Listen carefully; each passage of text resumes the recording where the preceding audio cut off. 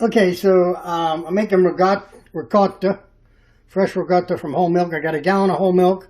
I got 2 pints of heavy cream, and I brought that up to 210 degrees. When it started getting frothy, I'm adding about a quarter cup, probably a little more than that, of lemon juice. And then I took it off the heat. And I'm stirring that in lightly, and then it's going to curdle up, and then I'm going to take it out and use cheesecloth, and we'll make ricotta cheese. So that's it. Okay, so homemade ricotta. Now I'm going to strain the curds from the whey and let it drain.